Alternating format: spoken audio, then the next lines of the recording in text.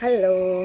എന്തെങ്കിലും പറയാനായിട്ട് വേദിയിൽ നിൽക്കുന്ന സമയത്ത് നിങ്ങളുടെ കൈകൾ വിറയ്ക്കാറുണ്ടോ? അപ്പോൾ നിങ്ങൾ പറയും കൈകൾ മാത്രമല്ല, എൻ്റെ കാലും കൈയും അതുപോലെ തന്നെ എസ്പെഷ്യലി നെഞ്ച് ഹാർട്ട് ബീറ്റ് ഭയങ്കരമായിട്ട് കൂടില്ലേ, നമുക്ക് തന്നെ കേൾക്കാൻ പറ്റും.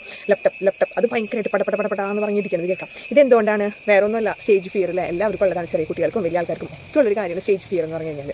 അത് ചെറുപ്പം മുതലേ നമുക്ക് മാറ്റിയെടുക്കാൻ സാധിച്ചു കഴിഞ്ഞാൽ നമുക്ക് എവിടെ സംസാരിക്കാനും ഓക്കെ ആയിരിക്കും. ഇപ്പോൾ നിങ്ങൾ വിചാരിക്കുന്നത് ഞാൻ ഇത്ര പ്രായമായില്ല, ഇത്ര വലുതായില്ല, ഇനി എങ്ങനെയാണ്, ഇനി വേണമെന്നുണ്ടെങ്കിൽ മാറ്റിയെടുക്കാം. അതിൽ കുറച്ച് ടിപ്സ് കാര്യങ്ങളൊക്കെ ഉണ്ടെന്നുള്ളൂ.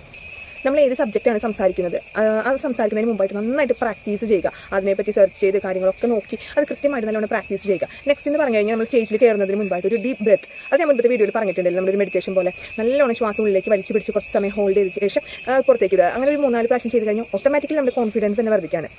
അടുത്തത് പറഞ്ഞു കഴിഞ്ഞാൽ നമ്മൾ സംസാരിക്കുമ്പോൾ ഐ ടു ഐ ആൾക്കാരുടെ മുഖത്ത് നോക്കി സംസാരിക്കണം. ആൾക്കാരില്ലാത്ത വേറെ ഏതെങ്കിലും സ്ഥലത്ത് നോക്കിയിട്ട് ഇങ്ങനെ സംസാരിച്ചിട്ട് വരെ കാര്യമുണ്ടോ? ഇല്ല, ആളുകളുടെ മുഖത്ത് നോക്കി സംസാരിക്കുമ്പോഴാണ് അവർക്ക് നമ്മളെ കേട്ടിരിക്കാനും അതോടൊപ്പം നമ്മുടെ കോൺഫിഡൻസും കൂടുള്ളൂ. പിന്നെ അതുപോലെ തന്നെ നമ്മളെപ്പോൾ സംസാരിക്കുമ്പോൾ നമ്മളായിട്ട് സംസാരിക്കുക, വേറെ ഒരാളെ കോപ്പി പേസ്റ്റ് ചെയ്യാതെ നമ്മളെങ്ങനെയാണ്, നമ്മുടെ ലാംഗ്വേജ് എങ്ങനെയാണ്, അതല്ല നമ്മുടെ ശൈലി എങ്ങനെയാണ്, അല്ലെങ്കിൽ നമ്മുടെ സ്ലാങ് എങ്ങനെയാണ്, അതിനനുസരിച്ച് സംസാരിക്കുക. മറ്റൊരാളെ അനുകരിക്കേണ്ട ഒരു കാര്യമില്ല അല്ലേ.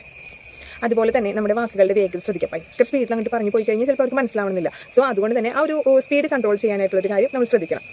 അടുത്തെന്ന് പറഞ്ഞു കഴിഞ്ഞാൽ നമ്മുടെ ബോഡി ലാംഗ്വേജ് ആണ് കേട്ടോ. നമ്മൾ നിൽക്കുന്നതും എന്താ പറയുക, നമ്മൾ നിൽക്കുന്നതിനനുസരിച്ച് അതുപോലെ തന്നെ നമ്മുടെ കൈകൾ ക്രോസ് ചെയ്യാതിരിക്കാനായിട്ട് പ്രത്യേകം ശ്രദ്ധിക്കുക.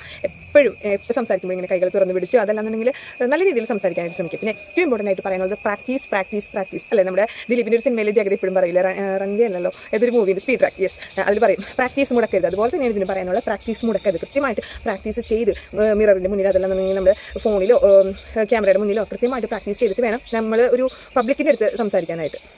ഭയവും ആത്മവിശ്വാസം തമ്മിലൊരു ബന്ധമുണ്ട്. എന്താണെന്നറിയോ, നമ്മുടെ ഭയം വിട്ടൊഴിഞ്ഞ് പോയി കഴിഞ്ഞാൽ നമുക്ക് കോൺഫിഡൻസ്, നമ്മുടെ ആത്മവിശ്വാസം ഭയങ്കരമായിട്ട് ഇൻക്രീസ് ചെയ്യും. ഭയങ്കരമായിട്ട് എന്താ പറയുക, കൂടുടോ, അത് ഒരിക്കലും കുറയല്ല ചെയ്യാം.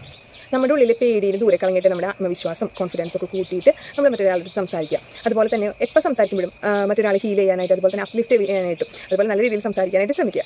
ഈ കാര്യങ്ങളൊക്കെ ഒന്ന് ശ്രദ്ധിച്ചിട്ട് വേണം ഇനി അടുത്തത് ചെയ്യാനായിട്ടാണ്. അത് മാത്രമല്ല, പിന്നെ ഏറ്റവും വലിയൊരു ഇതെന്ന് പറഞ്ഞു കഴിഞ്ഞാൽ, ഇപ്പോൾ നമുക്കൊരു കുട്ടികളുടെ ഒരു PTA മീറ്റിംഗിൽ പങ്കെടുക്കുകയാണെന്നുണ്ടെങ്കിലും അവിടെ വെച്ചാണെന്നുണ്ടെങ്കിൽ നമുക്ക് ഒരാളുടെ അടുത്ത് സംസാരിക്കാം, അല്ലെങ്കിൽ ഒരു ടീച്ചറുടെ അടുത്ത് എഴുന്നേറ്റ് സംസാരിക്കാൻ നമുക്ക് പേടിയായിരിക്കും. പക്ഷേ ഞാനിപ്പോൾ പറഞ്ഞ കാര്യങ്ങൾ, ഈ ഒരു കാര്യങ്ങൾ നിങ്ങൾ കൃത്യമായിട്ട് നിങ്ങൾ എന്താ പറയുക, നിങ്ങളുടെ ലൈഫിൽ എസ്പെഷ്യലി ബ്രീത്തിങ് എക്സസൈസ് അങ്ങനത്തെ കാര്യങ്ങളൊക്കെ നിങ്ങൾ കൃത്യമായിട്ട് ചെയ്തിട്ട് മുൻപോട്ട് പോകുകയാണെന്നുണ്ടെങ്കിൽ, അതുപോലെ തന്നെ വായനയ്ക്ക് ഭയങ്കര ഇമ്പോർട്ടൻസ് ഉണ്ട്. നമ്മൾ പറയുന്ന ഓരോ വാക്കുകൾ നമ്മുടെ മൈൻഡിലോട്ട് അല്ലെങ്കിൽ നമ്മുടെ വായിലോട്ട്, നമ്മുടെ നാവിലോട്ട് വരണം എന്നുണ്ടെന്നുണ്ടെങ്കിൽ വായനയ്ക്ക് ഭയങ്കര ഇമ്പോർട്ടൻസാണ്. വായന കൂടുന്തോറും നമ്മുടെ അറിവും നമ്മുടെ സംസാരത്തിലൊക്കെ ഭയങ്കര വ്യത്യാസം വരുന്നത്. അപ്പോൾ ഈ കാര്യങ്ങളൊക്കെ നിങ്ങൾ കൃത്യമായിട്ട് നിങ്ങളുടെ ലൈഫിലാണ് ഉൾപ്പെടുത്തേണ്ടത് കേട്ടോ. കാരണം ഇത് നമുക്ക് ലൈഫ് ലോങ് വേണ്ട കാര്യങ്ങളാണ്. എന്തെങ്കിലും പറയാനുള്ളിലുണ്ടെന്നുണ്ടെങ്കിലും നമ്മുടെ പേടി കാരണം നമ്മൾ പുറത്തോട്ട് പറയില്ല, ഞാൻ പറയുന്നത് തെറ്റാണ്, അവരെന്ത് വിചാരിക്കുക, എങ്ങനെയാണ്, ഇതൊന്നും ആലോചിക്കേണ്ടത്. നമുക്ക് കോൺഫിഡൻസ് ഉണ്ടെന്നുണ്ടെങ്കിൽ നമുക്ക് സംസാരിക്കാം. നമ്മൾ സംസാരിക്കുമ്പോഴാണ് നമ്മുടെ കോൺഫിഡൻസും കൂടുള്ളൂ. അപ്പോൾ അത്രേ ഉള്ളൂ. അപ്പോൾ നിങ്ങൾക്ക് ഇഷ്ടപ്പെടാണെന്നുണ്ടെങ്കിൽ സബ്സ്ക്രൈബ് ചെയ്യണം, ലൈക്ക് ചെയ്യണം, ഷെയർ ചെയ്യണം. പുതിയൊരു വീഡിയോ വരുന്നത് വരെ ബൈ.